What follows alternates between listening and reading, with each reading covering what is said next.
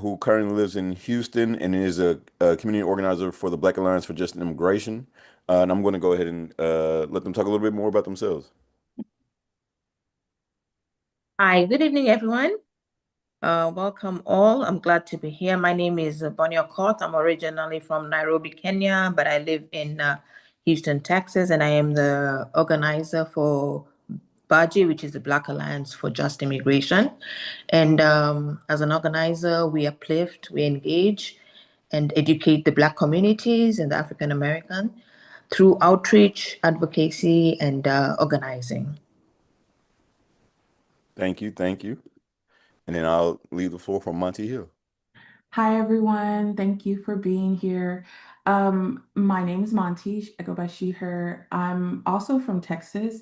I'm from San Antonio, but I currently live in Houston, Texas. And I am the organizer for the Texas Black Migrant Ecosystem.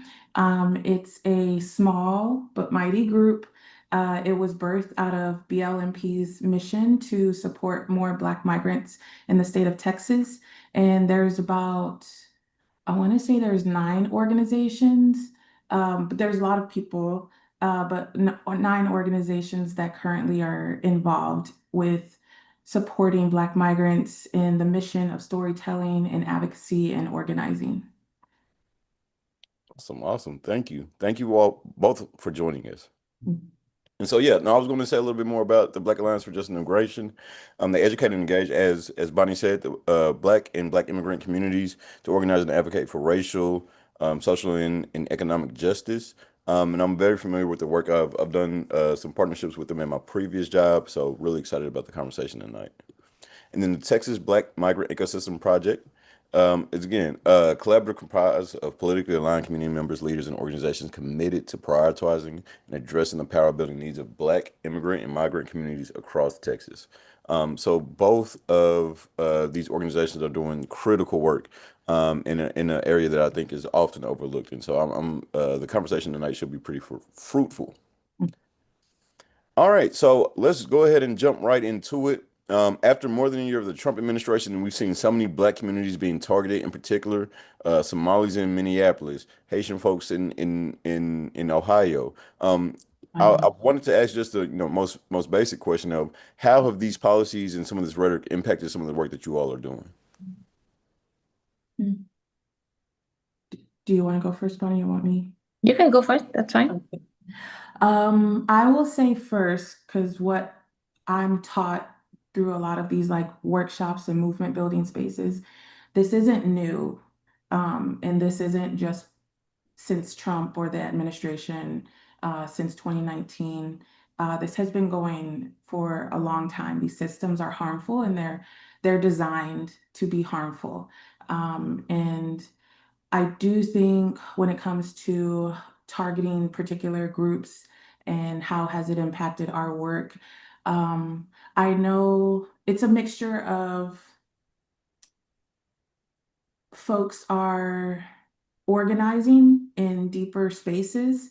They are going possibly underground to go to more levels of organizing strategy and power building. And there's some groups that work with directly impacted folks, so they're not necessarily, they can't go out in community. So I would say, not speaking for them, but I just see and observe is it's hard, but I do think that there's power in resilience in a lot of these spaces. Um, I think the work, particularly when I'm going through, as far as like organizing, since we work at the intersection of the criminal legal system and immigration with a lot of these organizations that are in TBME, it's trying to galvanize the Black audience and Black people who are directly impacted by systems of harm, and letting them know that it's not too shy, it's not too far away from what's going on immigration wise and the policy and things like that. So um, that's how I've been impacted by this in that space, and also working with the groups. I'll stop there. Thank you, Monty. I'll go next. For us, we have definitely had to re-strategize because of the new policies and the impact it has had on the communities. So firstly, what we have done is we've decided to engage the communities more. And by doing this, we're going to the communities because people are now afraid to come out, as opposed to years back where we do still have in-person meetings, but now we have to go to the people. And then we are now doing a lot of virtual meetups so that we can keep them engaged and informed. There has also been an increase of know your rights trainings because we realize many of our people do not know how to navigate in this climate that we are right now. So we also have done a lot of translation so that we can meet the people where they are because not everybody is able to speak English. So we are going to the communities, looking for the community leaders, ensuring that the community leaders are in touch. We are in touch with them so that we can take the word to the people. We also have offered a lot of legal resources to them so that they do not have to go out and seek this help, and we can take to them and help them know what they need to do in this current political situation that we are in. Yeah, so you all had a couple of things in your answers that I kind of wanted to dig in a little bit more on. Monty, when you mentioned that these things aren't new, one of the things that I'm recalling is that one of the images from the Biden administration was images of people at the Border Patrol on the border running down Haitian migrants on horseback with lassos and ropes and things of that nature. And so I understand it has to be tough in this current environment in order to kind of convey the continuity of some of these policies while still conveying like the escalation that we're seeing as well. How do you balance that tough task? Um, I think workshops like this, I think workshops or gatherings that keep you in action, that keep you, uh, I think sometimes with these systems, these harmful systems, because again, they've been here, I think again they're designed to keep us still stagnant and in fear and in movement building, particularly on the immigration side. Things were coming out rapidly around that, but they always do. Like it's very urgent. And that's their tactic. They release information about policy change on a Friday. This person or these organizations are they have to deal with it all weekend, strategizing, and then Monday they release new information, and then that week it's just like a cycle. I think workshops help. I think keeping in community, what Bonnie was saying, some of the know your rights have changed, so making sure that you know what type of information is out there. Are you part of any groups? You Some groups you do have to get vetted because it's Yeah. just where we're at right now, just for safety reasons.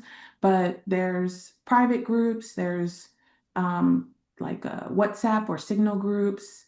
I know that a lot of our immigrant communities are still on WhatsApp and Facebook, but there is safety in communication, not necessarily digitally, but if folks are in your community, um, asking folks where the next meeting is. Sometimes we do have to show up in person. Sometimes we can't. So asking folks if they have the Zoom call or if you can talk via phone. I think that's how we're trying to be organized in this space. Yeah. Well, that's If that awesome. answers your question.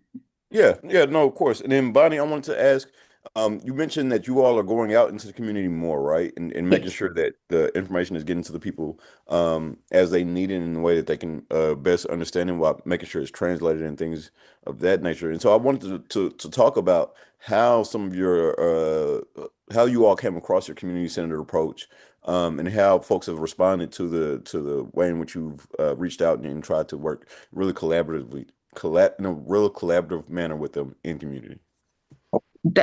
It's good you've asked that question because right now, as Monty has said, there's a lot. People have a lot of fear, so they're going to people who they trust.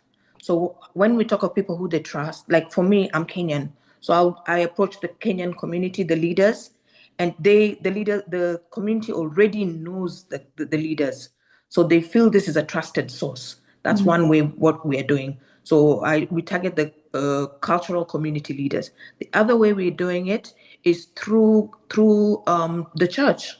We're going to the churches that are like mm, I've been to the church that I have that I go to, and we speak to the priest or the pastor, and we relay them. So the priest is like a go-between, a person who they already are in communication with and trust, rather than me just approaching them blindly. Because right now nobody knows who is their friend, who is not their friend.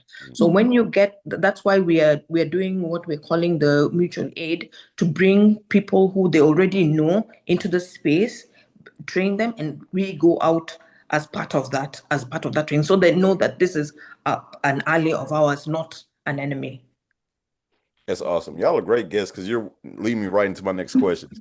But also, I want to make sure to stop and acknowledge Gloria and Cindy. Gloria from Pittsburgh, Cindy from Kannapolis, North Carolina. Please, folks, feel free to continue to drop your information there in the chat.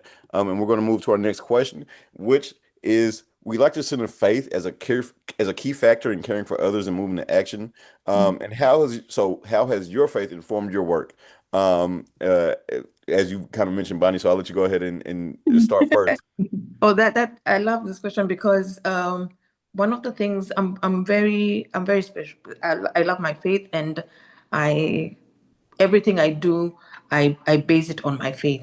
And one of the things I do know is written in the Bible: your people die because of lack of knowledge. So I always ensure that whatever knowledge I do know have, I impact it to the next. I teach the next person, because we're trying to ensure the communities are empowered, are educated, because if you do not know what to do, you're not able to defend yourself.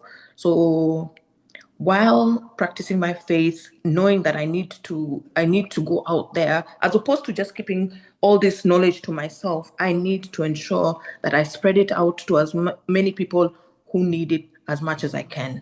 So mm, that is exactly what I do, and ensure that I keep continuing to let them know that I'm coming from a good place. I'm coming from a place of compassion, as opposed to the administration. So they know that I am their friend as I go along my walk. mm, That's amazing. And I really appreciate the way that your faith doesn't lead you to simply, pray for folks to be better or hope that folks are better, right? But you see and say like, hey, I have this information, I have this resource that I have to share with people as a part of my faith. And I think that's a really, really important thing and key thing that I like to lift up here.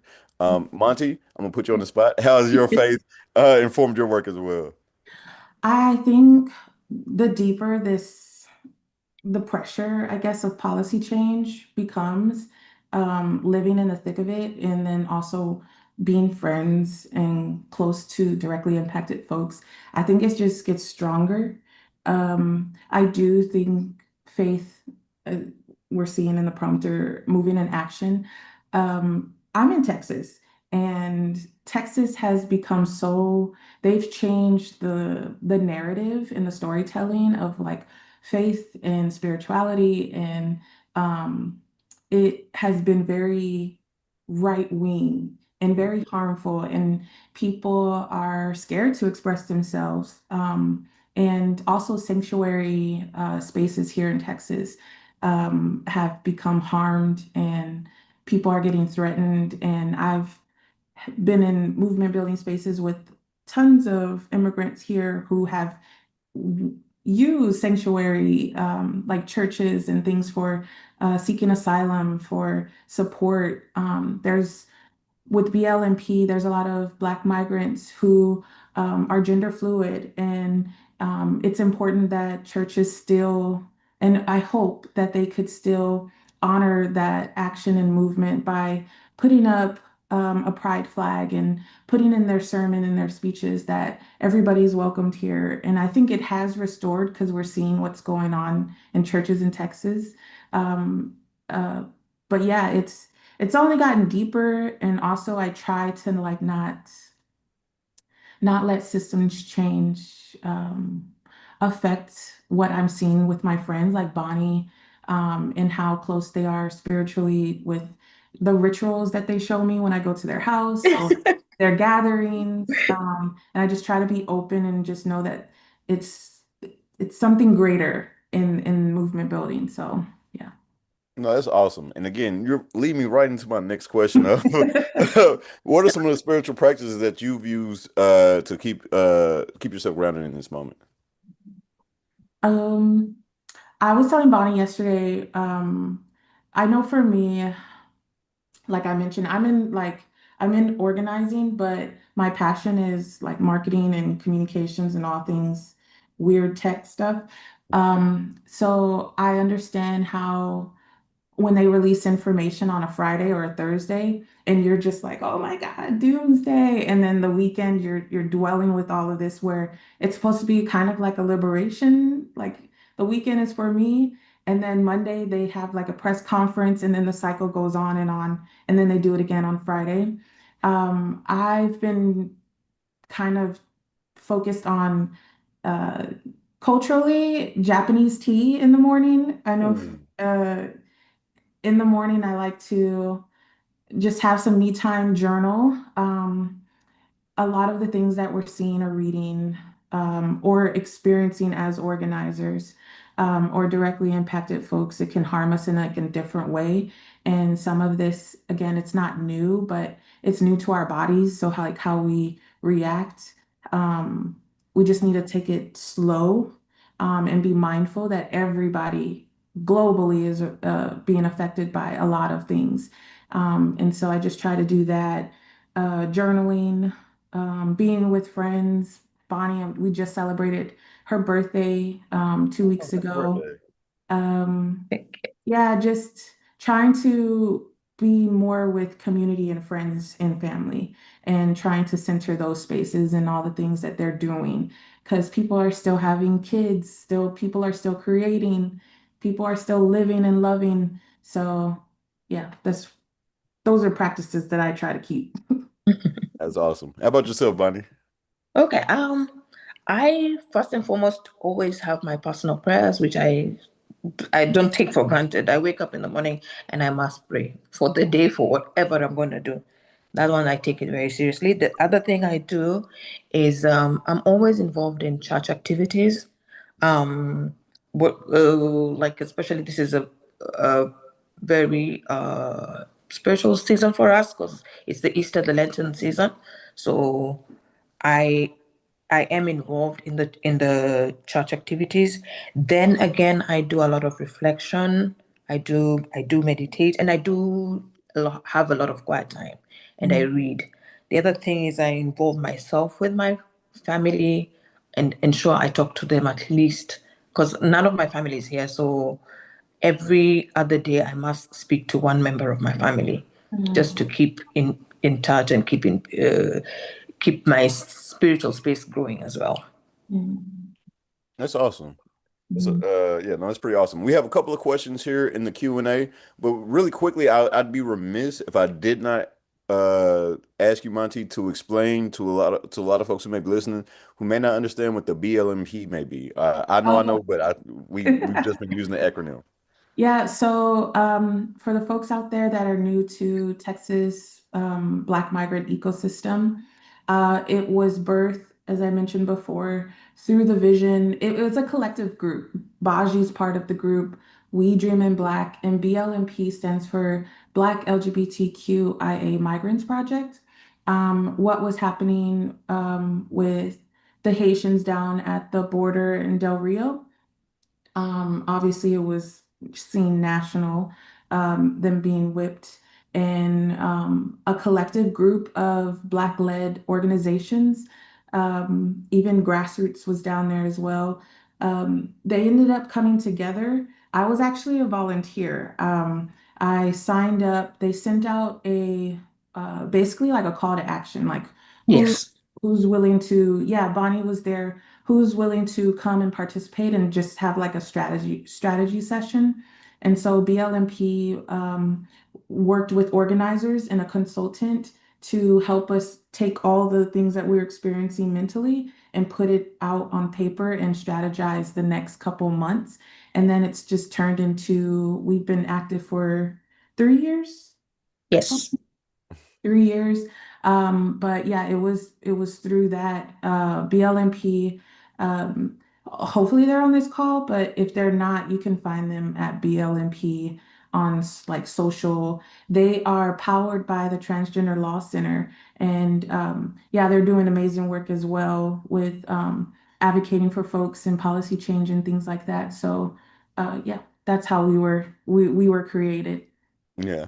Yeah. Now I wanted to make sure to mention that because again, I think very often when people think about immigration or they think about racism or they think about homophobia, they can or they think about misogyny. They think of these things as like separate issues, right? That are in these different silos when people live at the intersections of them all, right? And have to navigate that in a way.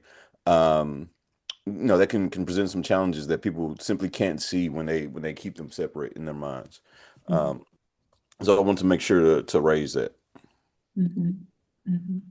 All right. So what would you say to people looking to take action in this moment as, organizers?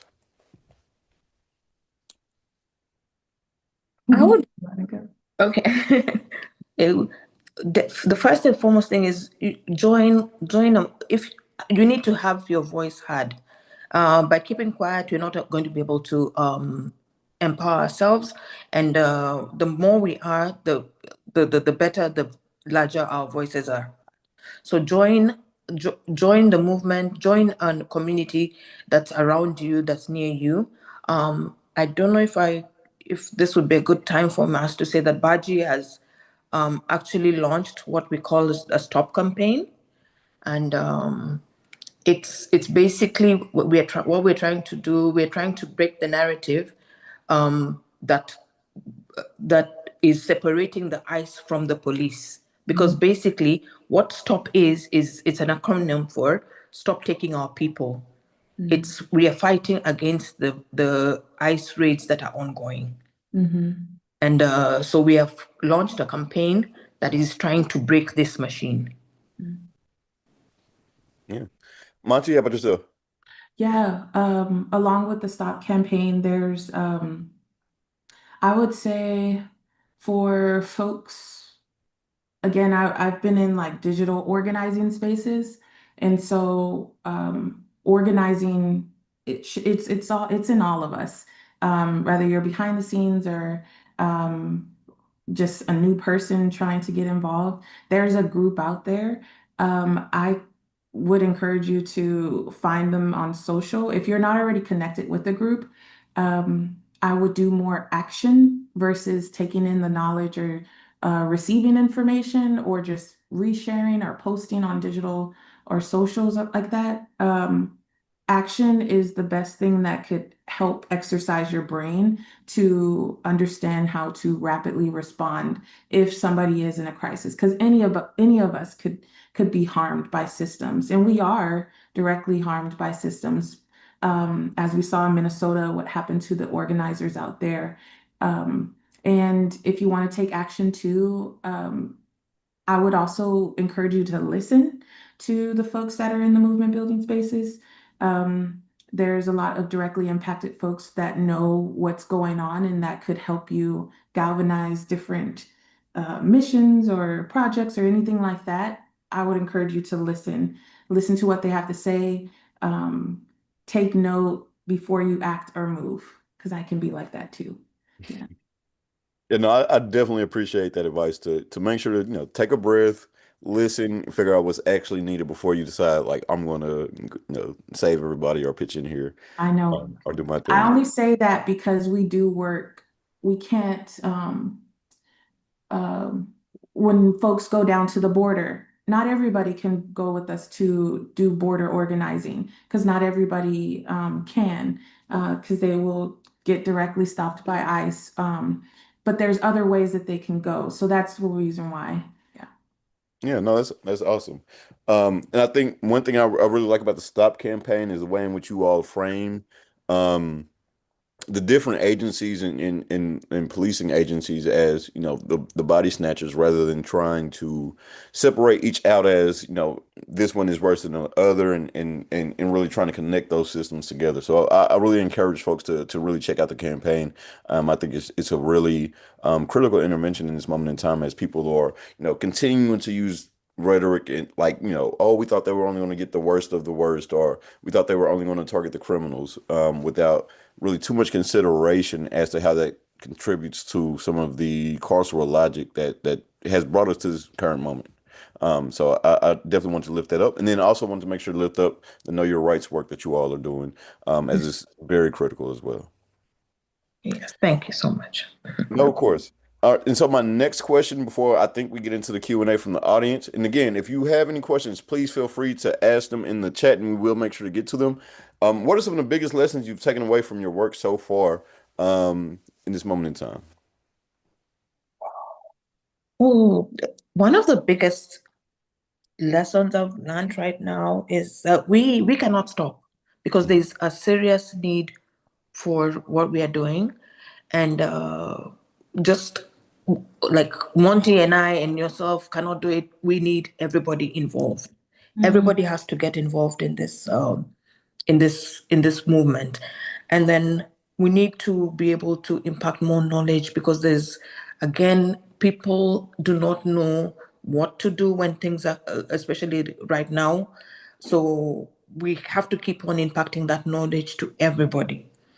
And then the other thing is, I've learned that the community is really in a, there's that there's that low side right now, that people, because a lot of people are not able to live how they normally are living. People are scared to go outside right now. People are afraid to continue doing the work they were doing, because they're afraid of the ICE raids. So there's a need for people to take care of their mental state, as Monty talked about, because when people are not able to work, that means they're not able to financially take care of themselves plus their families. So there's a lot of suffering going on in the community. Yeah. You, Bonnie. I think the biggest lesson that I've taken from organizing and this work recently, what's going on, there's a huge amount of privilege in some of the work that I do. And um, like, again, like how I mentioned about going to the border, um, I can get up and move, and I have access to do those things. And it's also uh, put me in a mindset of how my fatigue is, it's very, it's nothing compared to what people are experiencing. And just we had a call last week, and somebody had mentioned what was happening in Iran, and folks that are going into hiding with what's going on right now, specifically Black migrants. Um, I think that is the lesson that I try to be mindful of every day, is just showing up to different spaces, learning as much as I can, um, understanding how I could organize in a different way. And again, that's it. That's just learning something different in these spaces, in these movement building spaces. No, that's awesome. That's awesome. Yeah. And so we had a couple of questions from. Oh, I'm sorry, Bonnie. Go ahead. I just wanted to add on to what Monty is saying, that currently what we also need to do is listen to what the community wants, talk to them, get down, have a deeper understanding of what they want, and prioritize what the issues that they're going through right now. You could be thinking it's one thing, but what they're feeling down is what they're feeling on the ground is very different. So at the same time, we help to empower them through direct action, advocacy, and just space building. So definitely learning, listening to them and understanding their needs and bringing them together is very important. Mhm. I think that's really important. Quite often we can get really excited with, hey, I've read all these books. I've, heard from all these speakers. Oh, yeah. I've read all these articles. I think I know the deal, XYZ, and really want to like jump in and show people that we care about, showing our knowledge and showing, we studied and XYZ and all of that is great. You do want to make sure that you're coming in as prepared as possible, but you also have to make sure that you're understanding that you're coming in with a different Mhm. life experience, positionality as folks who are in the room. And so no matter how much you may have studied, it is very important to keep both of your ears open and close your one mouth, as they say. Have two Mhm. versus one. Awesome, What, awesome. can I say one more thing? Yeah, you can say as Oh, many things as you like, Monty. we're currently building in TBME. It's like a safety communication, and all groups have these. Like y'all's group probably has one. When stuff goes down, here's how we're going to communicate. But we are trying to pivot and trying to do more collaborative. And there's a lot of voices. How you mentioned who's in the room and making sure we just don't react, and like how Bonnie said, keeping people safe. We keep us safe. Um, and I think that's what I've also been taking away over the last few weeks, because it has been challenging to get different groups and committees together to form how are we going to communicate if this happens, or what is a strategy to share this information digitally versus sharing this information internally. So yeah, there's so many lessons. There's so many lessons. Yeah. And I think one thing to also emphasize is that you don't have to know everything going in, right? I think very often people get intimidated by the idea that, if I go into the space and I don't know everything, and if I don't say everything the right way, then people, won't like me or I'll fail within that space. And I think it's important to know and understand within organizing spaces that we're all learning, growing, and building power and agency together. So that hopefully folks aren't as shy about jumping in, Mhm. if we can keep that in mind. Yeah. Yeah. All right, I so I'm gonna oh, sorry. I was just going to share the group that has helped with the conversation, Vision Change Win, if y'all haven't heard of them. okay. Yeah, They're no, free. Anybody could sign up and they have meetings with you.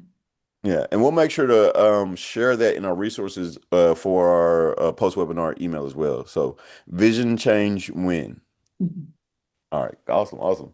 All right, so I'm going to jump into the questions here in the Q&A from Tony. With all the things vying for our attention in the season, how are you distinguishing signal from noise? What practices would you recommend to separate the good things from the God things that He has called to us? He has called us in this season. Mhm.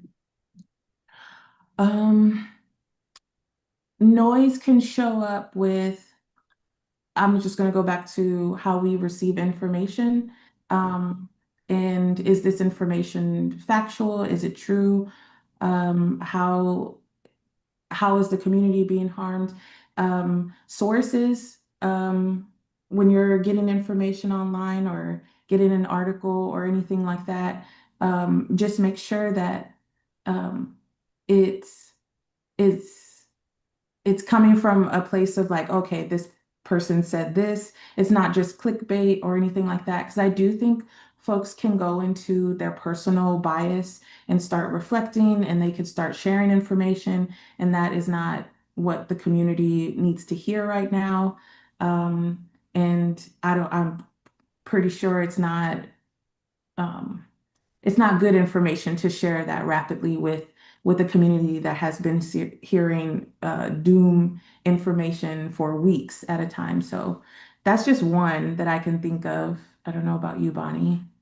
I would say, especially when it comes to anything to do with policy, ensure it comes from a trusted source, from a legal expert, and not from somebody who said something, or especially social media has all sorts of things. So ensure that whatever you're hearing or listening to and taking in is coming from a respected legal resource. Mhm. Awesome. Thank you.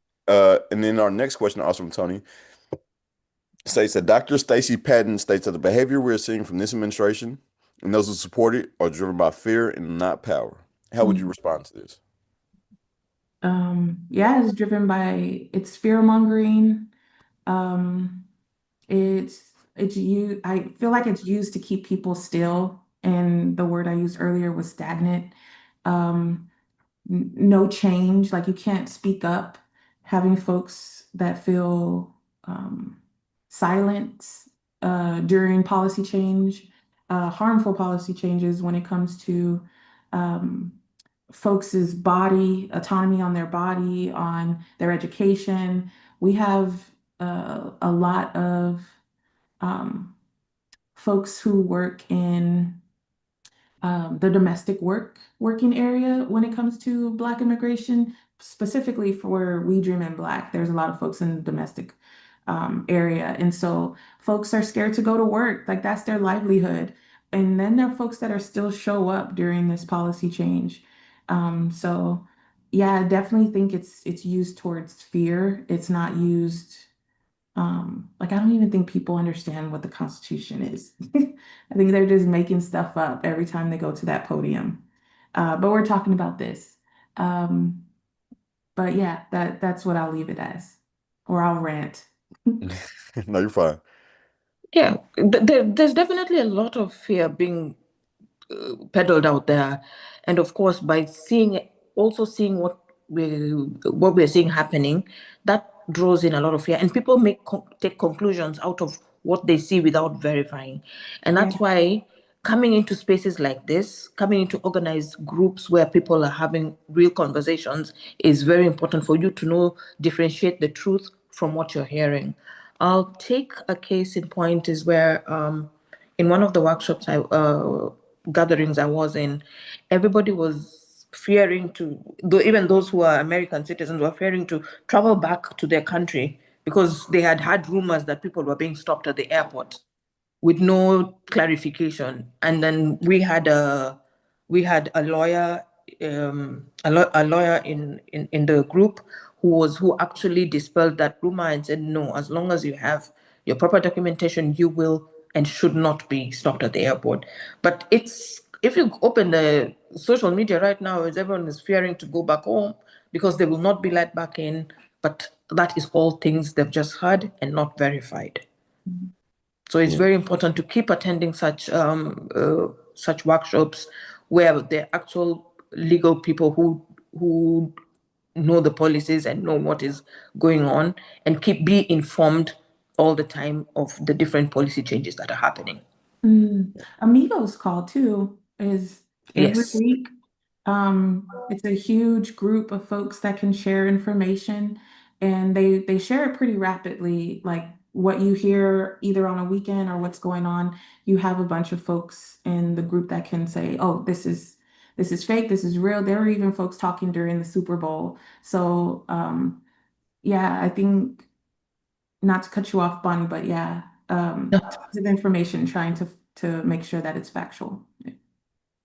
Yeah, and if you are a community organizer, a religious leader, or someone who cares about these issues, who's working within an organization, there is the Amigos call that you can join weekly. Reach out to myself, Monty. Well, reach out to myself. I won't volunteer Monty or Bonnie, and we can see if you would I be was like, able you know to. more than me. Yeah, we'll see if you'll be able to join that call. And then one thing I do want to say about fear is that fear is dangerous. And it could be dangerous on both ends, right? From the people who are being targeted, but also the people who are doing the targeting, right? They are doing this out of a fear of losing some sort of imagined status, imagined power that they may have. And while they may be afraid, that does not mean that it's not also dangerous at the same time. And so I think it's important to keep that in mind that even particularly as we see people get more and more desperate within the administration, then we're going to see them try and do more and more dangerous things. And I think we've seen a little bit of an example of that with what's happening in Iran. So it's something I think we have to hold in our minds together. Um, All right. Let me see if there are any more questions. If not, we're going to run through some of the latest things that's been happening in the news and also some of the principles that we want to make sure people are walking away with. Um, Monty, Bonnie, while we're doing so, please feel free to jump in at any time to add any points that you think may be relevant. We just want to make sure people are getting as much information as possible, as well as feeling empowered in agentic in their in the way that they're moving. Okay. Awesome. That Thank sound you. good? Yeah, sounds good.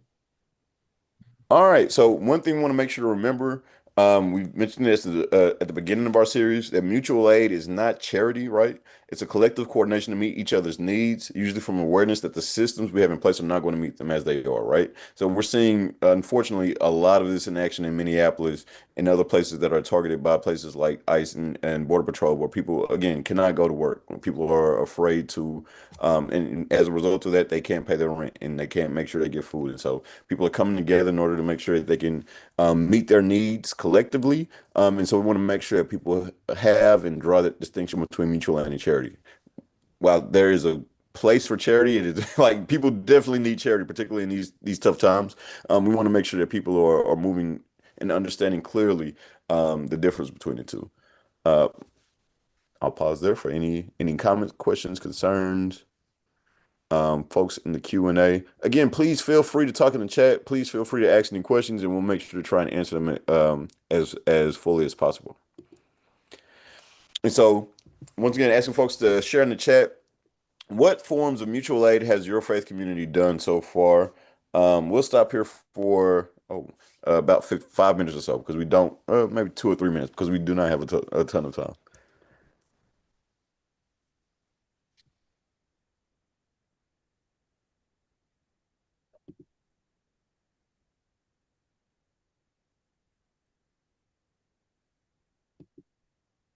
I know Baji, they are not faith-based, but they did mutual aid Yes. came to food. I know there was a huge issue with folks not receiving their food stamps last couple weeks ago. And they organized from Miami to Houston to Atlanta. I'll let you talk, Bonnie, but Yes, we did. We did that. It actually came out of the point that as we said, there were not people are not receiving their food stamps, and it was actually during the Thanksgiving season, and we looked and said, how best can we assist our communities? And as you said, it's not out of charity, so we did a food drive here and it was at our local church, one of our local churches here, and there was a huge turnout. It was very, very well received, and at the same time, we were able to hand out the KYR cards and our information and our legal resources. So, apart from assisting them with the food aid, we also gave them resources and we also empowered them. mm, That's awesome.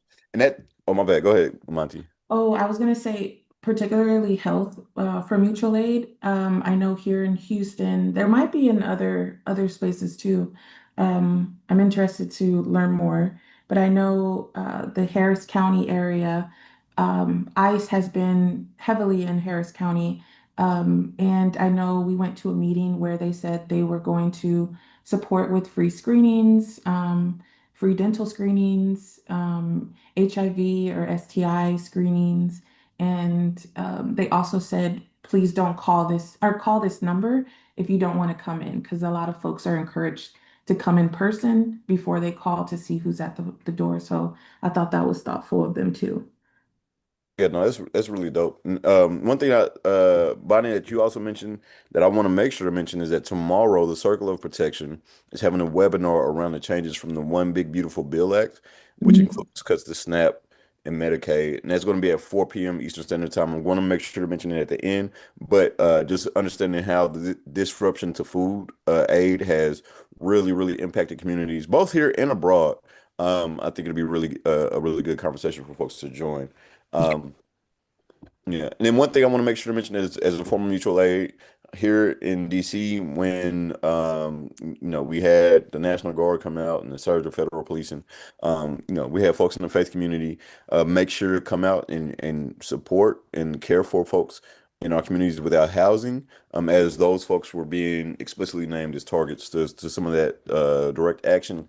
And so we just wanted to make sure that folks were as protected and knew their rights and had the resources they need here as well. So those are different ways in which you can kind of get involved in mutual aid within your community. All right, so. We understand that when systems tremble, the faithful build together, and that's what we want to make sure we're doing here. And so, really quickly, in the next 10 minutes or so, I'm going to talk through some of the things that are happening ongoing in our news. So, the Department of Homeland Security is continued under their partial shutdown. We've seen lines at so TSA agents are now. Not getting paid. I do want to make sure to mention that there was or an offer on the table to make sure TSA did get funded during the partial shutdown that was rejected by the majority party in Congress. But if you are looking to travel this week, then you may have some trouble with lines being like 4 to 5 hours in some places. So I just want to make sure to mention that as folks are continuing to call and we continue to have our action alert to get ICE out of Minneapolis and all other communities. And so we want to make sure that folks are aware and cognizant as we continue to kind of try and make sure there's no additional funding for ICE. The war with Iran. began it began over about a week or so ago, and it's continuing. Trump and the Trump administration is continuing to give um, differing explanations for their actions. And as we're continuing to see the fallout from regional strikes from Iran itself, as well as closing the Strait of Hormuz, which will raise gas prices. Um, and so we also have an action alert calling on folks to demand that the members of Congress assert their war powers, the Article 1 war powers. And we're going to continue and also pivot towards making sure that they don't vote for any additional supplemental funding for the war in Iran. Job loss.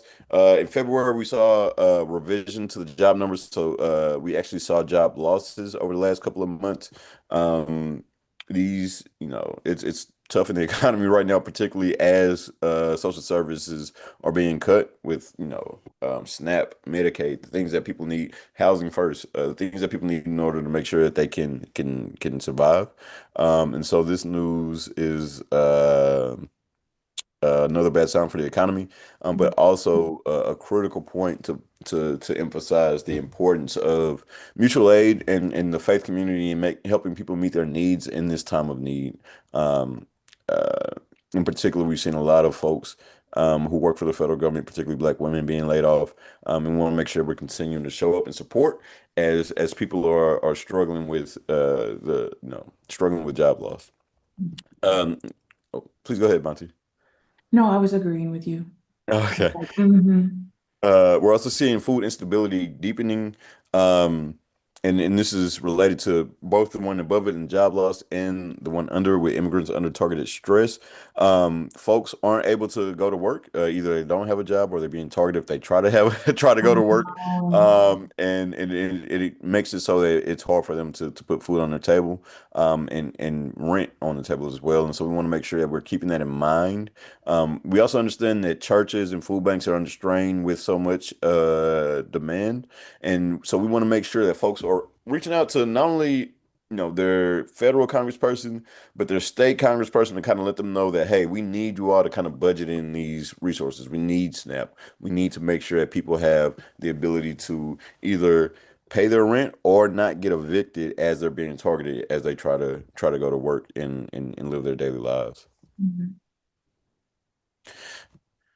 Good things though, communities are coming together. We're seeing communities join and form, mutual aid societies, groups to protect and know each other's rights, groups to protect and watch out for each other.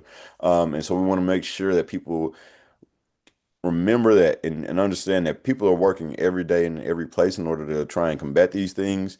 And they're waiting for you in any way, in shape, form, or capacity that you may have. We've definitely been seeing church leaders lead the way in a lot of the activism and organizing we've seen on the ground. in Chicago, in Minneapolis, in Georgia, in Florida, all over the country. We're seeing people, not only Christians, but we're also seeing Jewish folks and Muslim folks really step forward in order to, be leaders in their communities and put their bodies on the line, for their communities. I already kind of mentioned the increasing layoffs and economic insecurity, so we're going to skip that, and that's, not as positive as the last two. Um, and so again, we talked about Congress negotiating reforms, states assessing their ability to fund SNAP and Medicaid, and then considering additional funding for the war in Iran. We want to make sure that, if you are talking to Congress people, if you're writing an op-ed, if you were, just talking to people within your community, that, you're understanding the current circumstances. And please, please, please feel free to reach out to myself if, you want any guidance, any messaging, around those particular issues. All right. Hi, I'm George. I'm up here with Nation Pest Control. I've been talking to the neighbors about. It's Bonnie. All right. No, it's all good.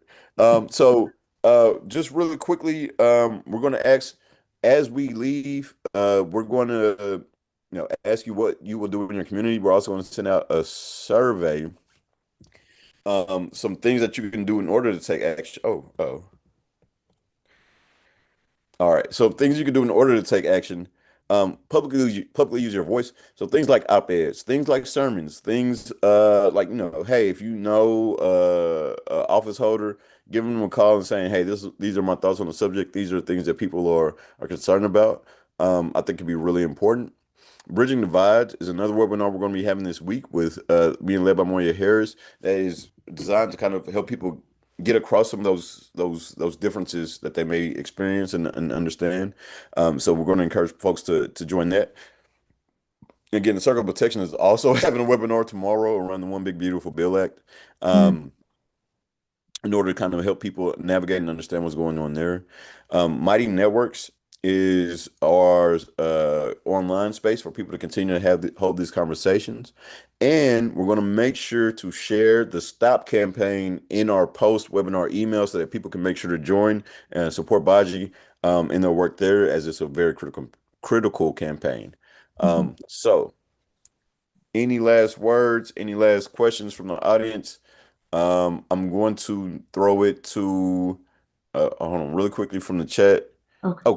Oh, Monty, thank you for dropping some resources in the chat as well. We'll try to make sure to include them in our post event email as well. Okay, cool. Yeah. I was going to say, taking action. The Nigerian Center is hosting something as well during the Congressional Black Caucus. There was a huge pressure from Black-led immigrant groups to apply pressure to the Black Caucus, and they're going to host an action on the 28th. I can also send that to you too, Chad, but they're also in DC. Yeah. Yeah, no, that'd be great. I definitely be happy to share. Okay. Yeah. All right. How about yourself, Bonnie? Any last words? You're on mute. Sorry, I would like everyone to just join the Stop campaign so that we can join the movement and fight this thing together. Mhm. Awesome. Awesome. I really want to thank you all for joining me. I know it's a little bit later there in Texas, than work hours. But I understand and appreciate you all are doing really, really important work. So I really appreciate your time. Thank y'all Um, too. yeah, no, thank you, thank you. Um, all right. With that, we're going to close out, and everyone make sure you have a good day and be on the lookout for our follow-up email. All right. Bye, y'all.